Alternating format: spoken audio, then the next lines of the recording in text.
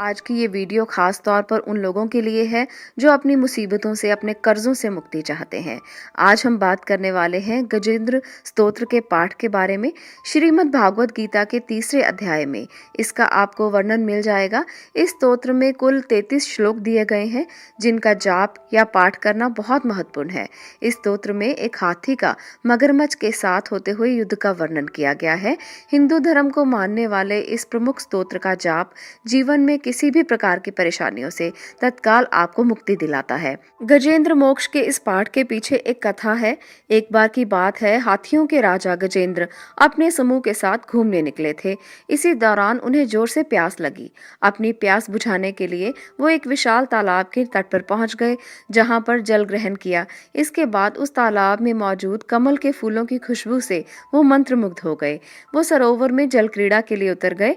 इसी तालाब में मौजूद एक मगरमच्छ ने गजेंद्र यानी कि हाथी को अपने दांतों से उसके पैर को दबोच लिया। गजेंद्र को जब दर्द का एहसास हुआ तो पहले उसने मगरमच्छ से अपने आप को छुड़ाने की बहुत कोशिश की, लेकिन उसके सभी प्रयास जो थे वो असफल हो गए। इस बीच मौजूद अन्य हाथियों ने भी गजेंद्र को ग्रह के इस चंगुल से मुक्ति दिलाने का प्रयास किया, लेकिन सब नाकामयाब हुए। काफी समय बीत जाने के बाद गजेंद्र की सारी शक्तियां जब यथावत रह गई तो उसने मोक्ष प्राप्ति के लिए श्री हरि विष्णु की आराधना करने की कोशिश कर दी और एक स्तोत्र का जाप किया जिसे गजेंद्र मोक्ष स्तोत्र कहा जाता है। गजेंद्र के स्तोत्र पाठ से खुश होकर भगवान श्री विष्णु उस सरोवर में आते हैं और सुदर्शन चक्र से ग्रह यानी कि उस मगरमच्छ के सर को काट देते हैं। गजेंद्र मोक्ष की उत्पत्ति इसी प्रकार से हुई। भागवत गीता में ये सारे श्लोक आपको संस्कृत में मिलेंगे, परंतु आज इसका वर्णन मैं आपके साथ हिंदी में करूंगी ताकि आप भी ये जान सकें कि उस गजेंद्र ने कौन सी स्तुति की जिससे आप लोगों के सभी कष्ट हर सकते हैं। श्री हरि विष्णु आपके लिए भी उसी प्रकार से आ सकते हैं जिस प्रकार से गज के लिए अपना रूप लिया। आप लोगों को भी इस गजेंद्र मोक्ष की जरूर स्तुति करनी चाहिए। इससे कर्जों से मुक्ति मिलती है, इससे समस्याओं से मुक्ति मिलती है। छोटा सा ये पाठ आपके जीवन को बदल सकता है। चलिए जानते हैं कि शुकदेव ने क्या कहा। बुद्धि के द्वारा पिछले अध्याय में वर्णित रीति से निश्चय करके तथा मन को हृदय देश में स्थिर करके वो गजराज अपने पूर्व जन्म में सीख कर कंठस्थ किए हुए सर्वश्रेष्ठ और बार बार दोहराने योग्य इस स्तोत्र का पाठ करने लगा, जिनके प्रवेश करने पर चेतना पाकर ये जड़ शरीर और मन सभी चेतन बन जाते हैं। ओम शब्द के द्वारा लक्षित और संपूर्ण शरीर में प्रकृति और पुरुष रूप में प्रविष्ट हुए उन सर्व समर्थ परमेश्वर को मन ही मन नमन करते हैं, जिनके सहारे ये विश्व टिका है, जिनसे ये निकला है, जिन्होंने इसकी रचना की है और स्वयं ही इसके रूप में प्रकट हैं। फिर भी इस दृश्य जगत से एवं इसकी कारणभूता प्रकृति से सर्वथा परे और श्रेष्ठ हैं। उन अपने आप बिना किसी कारण के बने हुए भगवान की मैं शरण लेता हूँ। अपने संकल्प शक्ति के द्वार अपने ही स्वरूप में रचे हुए और इसीलिए सृष्टि काल में प्रकट और प्रलय काल में उसी प्रकार अप्रकट रहने वाले इस शास्त्र प्रसिद्ध कार्य कारण रूप जगत को जो अकुंठित दृष्टि होने के कारण साक्षी रूप से देखते रहते हैं, उनसे लिप्त नहीं होते, वे चक्षु प्रकाशकों के भी प्रकाशक प्रभु मेरी रक्षा करें। समय के प्रवाह से संपूर्ण लोकों के और ब्रह्मादि लोकपालों के पंचभूत में प्रवेश कर जाने पर तथा पंचभूतों से लेकर महत्व पर्यंत संपूर्ण कारणों के उनकी परम करुणा रूप प्रकृति में लीन हो जाने पर उस समय दुर्गय तथा अपार अंधकार रूप प्रकृति ही बच रही थी। इस अंधकार के परे अपने परम धाम में जो सर्वव्यापक भगवान सब और प्रकाशित रहते हैं, वे प्रभु मेरी रक्षा करें। भिन्न भिन्न रूपों में नाट्य करने वाले अभिनेता के वास्तविक स्वरूप को जिस प्रकार साधारण दर्शक नहीं जान पाते, उसी प्रकार सत्व प्रधान देवता और ऋषि भी जिनके स्वरूप को नहीं जानते, फिर दूसरा साधारण जीव तो जान ही कैसे सकता है, वर्णन कैसे कर सकता है।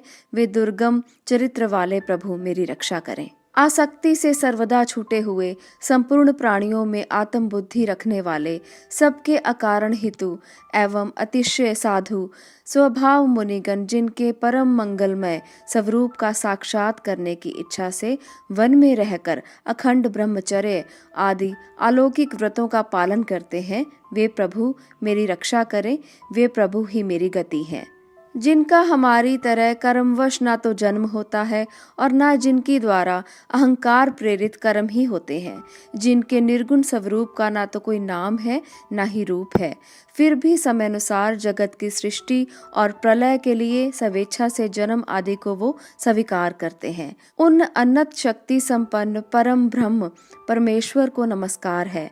उन प्राकृत आकार रहित एवं अनेकों आकार वाले अद्भुत कर्मा भगवान को बारंबार नमस्कार है। स्वयं प्रकाश एवं सबके साक्षी परमात्मा को नमस्कार है। उन प्रभु को जो नम वाणी और चित्त वृत्तियों से भी सर्वथा परे हैं, बार बार नमस्कार है। विवेकी पुरुष के द्वारा सत्व गुण विशिष्ट निर्वृति धर्म के आचरण से प्राप्त होने योग्य मोक्ष सुख की अनुभूति रूप प्रभु को नमस्कार है। सत्व गुण को स्वीकार करके शांत, रजोगुण को स्वीकार करके घोर और तमोगुण को स्वीकार करके मूढ़ से प्रतीत होने वाले भेद रहित अतएव सदा संभाव से स्थित ज्ञान घन प्रभु को नमस्कार है। शरीर इंद्रिय आदि के समुदाय रूप संपूर्ण पिंडों के ज्ञाता सबके स्वामी एवं साक्षी रूप को आपको नमस्कार है। सबके अंतर्यामी प्रकृति के भी परम कारण किंतु स्वयं कारण रहित प्रभु को नमस्कार है। संपूर्ण इंद्रियों एवं उनके विषयों के ज्ञाता समस्त प्रतीतियों के कारण रूप संपूर्ण जड़ प्रचंड एवं सबकी मूलभूता अविद्या के द्वारा सूचित होने वाले तथा संपूर्ण विश्व में अविद्या रूप से भासने वाले आपको नमस्कार है। सबके कारण किंतु स्वयं कारण रहित तथा कारण होने पर भी परिणाम रहित होने के कारण अन्य कारणों से विलक्षण कारण आपको बारंबार नमस्कार है। संपूर्ण वेदों एवं शास्त्रों के परम तात्पर्य मोक्ष रूप एवं श्रेष्ठ पुरुषों की परम गति भगवान को नमस्कार है। जो त्रिगुण रूप काष्ठों में छिपे हुए ज्ञान रूप अग्नि है, उक्त गुणों में हलचल होने पर जिनके मन में सृष्टि रचने की ब्रह्मावृत्ति जागृत हो उठती है तथा आत्म तत्व की भावना के द्वारा विधि निषेध रूप शास्त्र से ऊपर उठे हुए ज्ञानी महात्माओं में जो स्वयं प्रकाशित हो रहे हैं, उन प्रभु को मैं नमस्कार करता हूँ। मुझ जैसे शरणागत पशु तुल्य जीवों को अविद्या रूप फांसी को सदा के लिए पूर्ण रूप से काट देने वाले, अत्यधिक दयालु और दया करने में भी आलस्य ना करने वाले नित्य मुक्त प्रभु को नमस्कार है। अपने अंश से संपूर्ण जीवों के मन में अंतर्यामी रूप से प्रकट रहने वाले सर्वनियंता अनंत परमात्मा आपको नमस्कार है। शरीर, पुत्र, मित्र, घर, संपत्ति और कुटुंबियों में आसक्त लोगों के द्वारा कठिनता से प्राप्त होने वाले तथा मुक्त पुरुषों के द्वारा अपने हृदय में निरंतर चिंतित ज्ञान स्वरूप सर्वसमर्थ भगवान को नमस्कार है। जिन्हें धर्म अभिलाषित भोग, धन तथा मोक्ष की कामना से भजने वाले लोग अपनी मनचाही गति पा लेते हैं, अपितु तो उन्हें अन्य प्रकार के अयाचित भोग एवं अविनाशी पार्षद शरीर भी देते हैं। वे अतिशय दयालु प्रभु मुझे इस विपत्ति से सदा के लिए उबार लें। जिनके अनन्य भक्त जो वस्तुतः एकमात्र उन भगवान के ही शरण हैं, धर्म, अर्थ आदि किसी भी पदार्थ को नहीं चाहते, अपितु उन्हीं के परम मंगलमय एवं अत्यंत विलक्षण चरित्रों का गान करते हुए आनंद के समुद्र में गोते लगाते रहते हैं, उन अविनाशी, सर्वव्यापक, सर्वश्रेष्ठ ब्रह्मादि के भी नियामक, अभक्तों के लिए प्रकट होने पर भी भक्ति योग द्वारा प्राप्त करने योग्य, अत्यंत निकट होने पर भी माया के आवरण के कारण अत्यंत दूर प्रतीत होने वाले, इंद्रियों के द्वारा अगम्य तथा अत्यंत दुर्विज्ञ, अंतरहित किंतु सबके आदि कारण एवं सब और से परिपूर्ण उन भगवान की मैं स्तुति करता हूँ।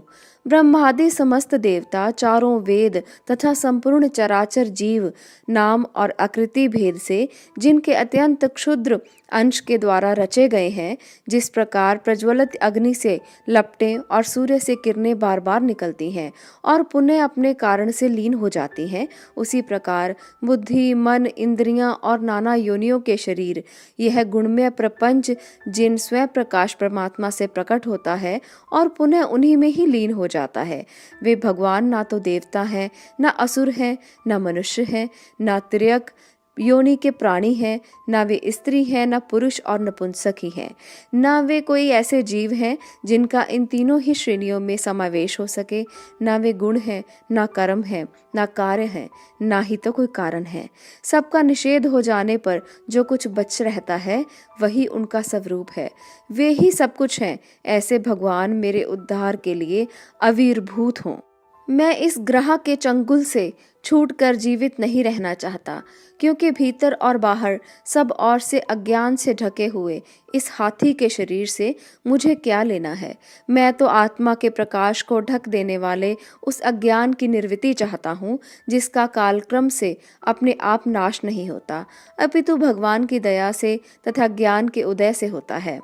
इस प्रकार मोक्ष का अभिलाषी मैं, विश्व के रचयिता, स्वयं विश्व के रूप में प्रकट तथा विश्व से सर्वथा परे, विश्व को खिलौना बनाकर खेलने वाले, विश्व में आत्म रूप से व्याप्त, अजन्मा, सर्वव्यापक एवं प्रापत्य वस्तुओं में सर्वश्रेष्ठ श्री भगवान को केवल प्रणाम ही करता हूँ, उनकी शरण में हूँ। जिन्होंने भगवत भक्ति रूप योग के द्वारा कर्मों को जला डाला है, वे योगी लोग उसी योग के द्वारा शुद्ध किए हुए अपने हृदय में जिन्हें प्रकट हुआ देखते हैं, उन योगेश्वर भगवान को मैं नमस्कार करता हूँ, जिनकी त्रिगुणात्मक शक्तियों का राग रूप वेग असहाय है, जो संपूर्ण इंद्रियों के विश्व रूप में प्रतीत हो रहे हैं, तथापि जिनकी इंद्रियां विषयों में ही रची पची रहती हैं। ऐसे लोगों को जिनका मार्ग भी मिलना असंभव है, उन शरणागत रक्षक एवं अपार शक्तिशाली आपको बार बार नमस्कार है, जिनकी अविद्या नामक शक्ति के कार्य रूप अहंकार से ढके हुए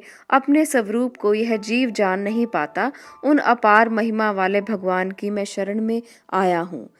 जिसने पूर्वोक्त प्रकार से भगवान के भेद रहित निराकार स्वरूप का वर्णन किया था, उस गजराज के समीप जब ब्रह्मा आदि कोई भी देवता नहीं आए, जो भिन्न भिन्न प्रकार के विशिष्ट विग्रहों को ही अपना स्वरूप मानते हैं, तब साक्षात्कार श्री हरि, जो सबके आत्मा होने के कारण सर्वदेव स्वरूप हैं, वहां प्रकट हो गए। गजराज को इस प्रकार से दुखी देखकर तथा उसके द्वारा पड़ी हुई स्तुति को सुनकर सुदर्शन चक्रधारी भगवान इच्छानुरूप वेग वाले गरुड़ जी की पीठ पर सवार होकर करते हुए देवताओं के साथ तत्काल उस स्थान पर पहुंच गए जहां वो हाथी था। सरोवर के भीतर महाबली ग्रह के द्वारा पकड़े जाकर दुखी हुए उस हाथी ने आकाश में गरुड़ की पीठ पर सवार चक्र उठाए हुए भगवान श्री हरि को देखकर अपनी सूंड को, जिसमें उसने पूजा का एक कमल का फूल रखा हुआ था, ऊपर उठाया और बड़ी ही कठिनाई से सर्वपूज्य भगवान नारायण आपको प्रणाम है, ये वाक्य कहा। उसे पीड़ित देखकर अजन्मा श्री हरि एकाएक गरुड़ को छोड़कर नीचे झील पर उतर आए। वे दया से प्रेरित हो ग्रह सहित उस गजराज को तत्काल झील से बाहर निकाल लाए और देवताओं को देखते ही देखते चक्र से मुंह चीरकर उसके चंगुल से हाथी को उबार लिया। हिंदू धर्म शास्त्रों के अनुसार जब आप किसी भयंकर मुसीबत में फंस जाएं, तो गजेंद्र मोक्ष के पाठ करने से भगवान विष्णु आपको उस मुसीबत से बाहर निकाल लेंगे, जिस प्रकार से उन्होंने गजेंद्र नाम के गज को मगरमच्छ के मुंह से बाहर निकाल लिया। गजेंद्र मोक्ष स्तोत्र का ये पाठ सबसे अच्छा तब रहता है जब सूर्योदय से पूर्व स्नान करके पूर्व की ओर मुख करके किया जाए। इस मोक्ष का पाठ जो है वो आप करें और आप लोगों के जीवन में जो भी समस्याएं हैं, आपको सबसे मुक्ति मिलेगी। खासकर ये जो पाठ है, इसको करने से कर्जों से मुक्ति मिलती है, ये माना जाता है। तो इसलिए जिस व्यक्ति पर भी बहुत अधिक कर्जा है, वो गजेंद्र मोक्ष के इस पाठ को ज़रूर करें। आज के लिए इतना ही। अगर आपको ये पसंद आया हो तो आप लोग दूसरे मित्रों से, सहयोगियों से और अपने परिवार के सदस्यों से इसे शेयर करें, ताकि वो भी अपने कर्जों से मुक्ति पा सकें। इस छोटे से पाठ से अगर आपको किसी भी तरह की राहत मिलती है तो ये बहुत अच्छी बात है। तो इस पाठ को ज़रूर करें। आप लोगों का इस वीडियो को देखने के लिए बहुत बहुत धन्यवाद।